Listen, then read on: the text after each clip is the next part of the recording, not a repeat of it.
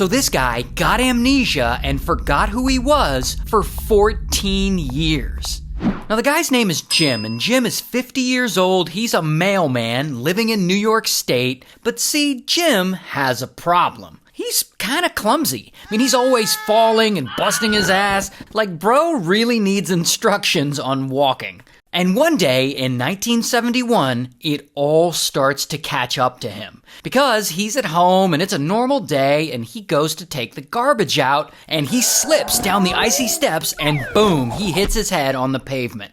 A few days later, he's driving to work and he suddenly starts sneezing like crazy. And he somehow loses control of his car and bam, he crashes into a telephone pole and he hits his head again. The next day, he goes to work, and, he's trying to be chill at this point, like, okay, I just need to not trip on anything. But then, I guess because he had hit his head in the days before, he suddenly gets all dizzy, and whoa, he falls down a flight of stairs, and bam, he hits his head yet again.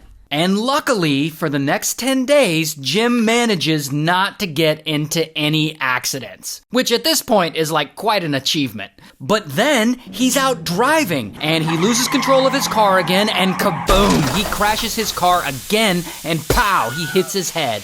This time he hits it so hard that it knocks him unconscious. And he's rushed to the hospital and he spends 3 days there recovering with a cerebral concussion.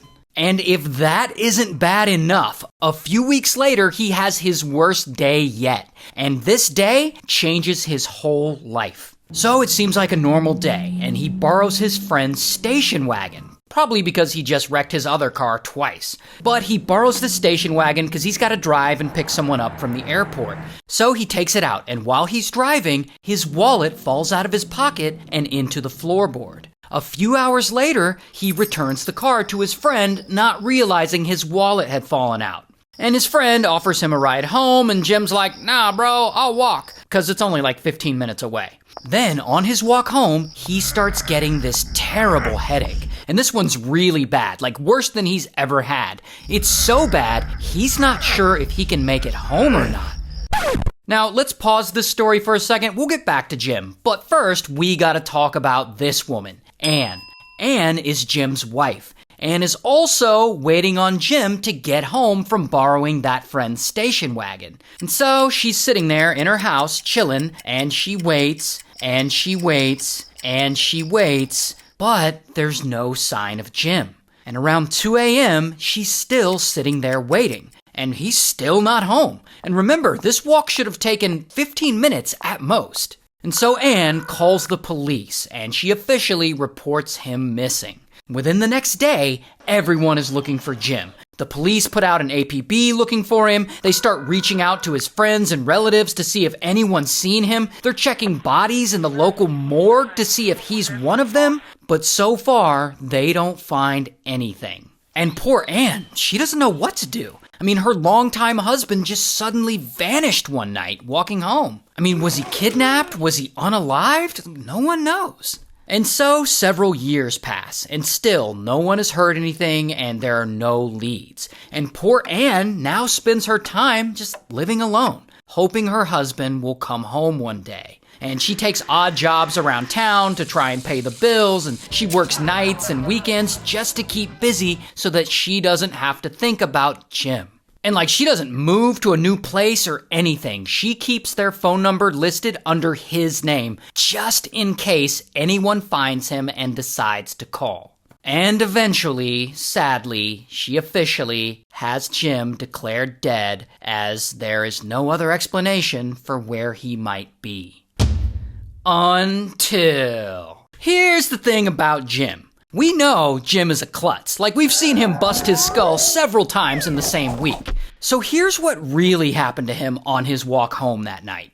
So Jim is on his way home, and he's not feeling well, a huge headache. And suddenly, boom, he completely blacks out. And there's no record of what happens in this next part, but the speculation is this. After blacking out, he goes and he catches a local train from his town into Grand Central Station in New York City. And from there, he potentially catches another train or a bus, and he ends up in Pennsylvania, specifically in Philadelphia. And during all that, he is completely blacked out, like he just doesn't remember. And so the next memory Jim has, he's suddenly standing in downtown Philadelphia, a city he's never been to before. And he doesn't remember his full name, he doesn't remember where he's from or how he got there, or anything about his past. The only thing he can remember is that his first name is Jim. And to make it worse, he doesn't have his wallet on him because it fell out in his friend's station wagon, so he can't just look at his license and identify himself.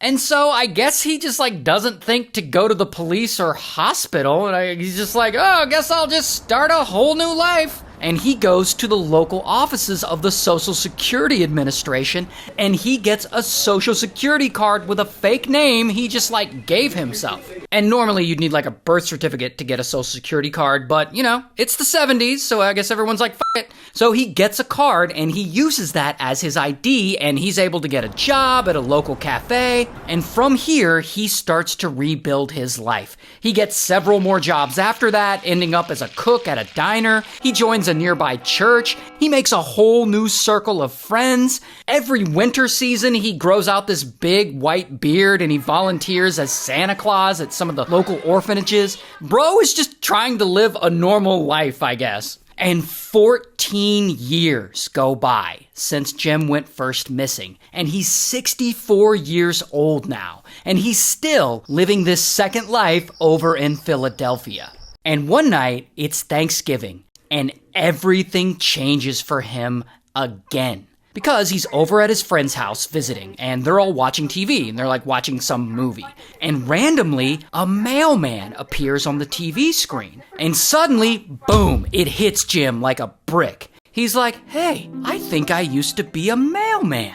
Not only that, some fuzzy memories start coming back to him, like memories of him and his parents. It's weird, but he's still not really sure what's going on.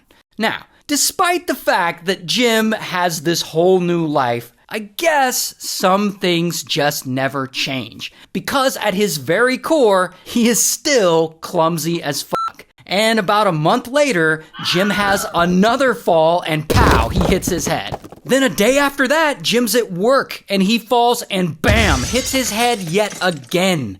Here's the thing though. Him cracking his noggin must have finally knocked something straight, because the day after that, he wakes up and kaboom, it all hits him at once. All his memories start flooding back to him. His real name is Jim McDonnell. He lives in upstate New York, and most importantly, he has a wife named Anne, a wife who hasn't seen him in 14 years. And so immediately he travels from Philadelphia over to New York, and he goes to his old house where he used to live years ago, thinking hopefully Anne still lives there. And ding dong, he rings the doorbell. And of course, boom, Anne answers, because she still lives there because she's been waiting for him all these years. And so finally, after 14 years apart, she sees that he's still alive. And I'm sure she's shocked and she's relieved at the same time. And regardless, after all that, they finally get to be together again. And from there, they smash? I actually don't know what they do from there. I assume they smash. What do older people do? I don't know. It's a happy ending. That's all you need to know. And a huge shout out to Leonardo.ai for sponsoring this video. If you make videos and you want to make really badass art for those videos, like this or like this, look at how cool that is. Sign up for Leonardo.ai.